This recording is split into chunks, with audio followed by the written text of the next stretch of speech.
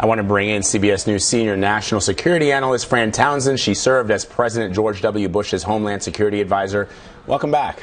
Good to be here, Vlad. So we just heard the president commenting on Putin and Assad. Secretary of State Rex Tillerson obviously is in Moscow now. What, if anything, can Tillerson do to bridge this gap between the way the president sees what's happening in Syria and the way Vladimir Putin sees as his mission?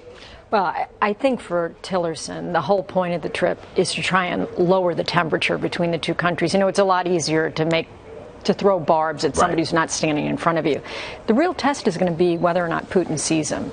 I think if Tillerson has gone all the way to Moscow and the only guy he speaks to is Lavrov, who is a lapdog for the party there, he's diminished. And so it's very important that Tillerson get to see Putin. And then I think the move on the part of the United States is to try and pull together a coalition. Because, of course, Vlad, if we allow this to be an argument between the U.S. and Russia, a bilateral argument, we lose some of the leverage, the very important leverage we gained by the missile strike. What Tillerson needs to do is go to the Arab world. Remember, when Obama sort of announced the red line, our Arab partners, for the first time in a long time, offered military support, not just financial or policy support, but they offered to put their military in harm's way to overthrow Assad. Now, they weren't taken up on it then. I think if I'm Tillerson, I'm going to the Arab world saying, we launched the first strike with the missiles. Now it's your turn. You need to come in. We're going to support you. We've got special operators in the north. We've taken the missile strike. You need to take out the air defense system. You need to take out the air traffic control and radar system.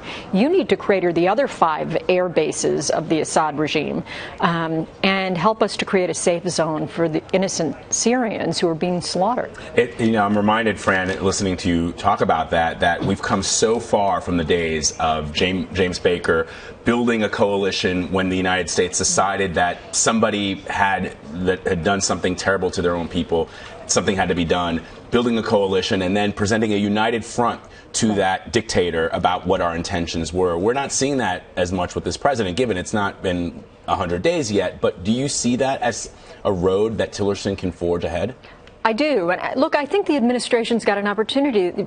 We didn't play the clip, but President Trump has said, we're not going into Syria with a large ground force. I think that's right. This is not just our problem, a U.S. problem. And I do think there's an opportunity for the administration to develop a strategy that involves a coalition force that goes into Syria to undermine Assad. And so we'll see if that happens. So in that regard, I think the big question mark becomes Iran, because as a Shia majority country and with the Hezbollah thing going on there, I think it's going to be very hard. Well, it won't be hard for the Sunni countries to line up and say this is what we want to do, but they are a significant player in Syria. How do we get around them? Well, one of the things we need to do, and we saw as recently as yesterday, there were public reports, there's this air bridge, right, from Tehran into Damascus that rearms the Hezbollah, rearms Syrian forces, and that air bridge needs to be shut down. And we need to see international support to have that happen.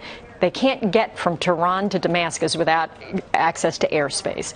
And so we need Iraq and our coalition, and we need to build this coalition I'm talking about to choke off what is the re-support for Hezbollah and Syrian forces out of Tehran.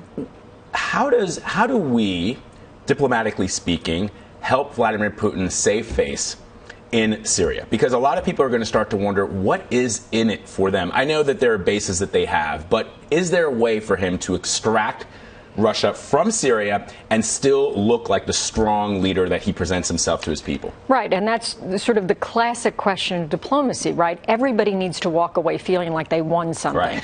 The only thing, I think we should be clear, I don't think that there's any suggestion that Putin gives one whit about Assad. Assad is not the point. What he really does care about is Tartus. That's the deep water port on the Mediterranean. It's his only deep water port on the Med.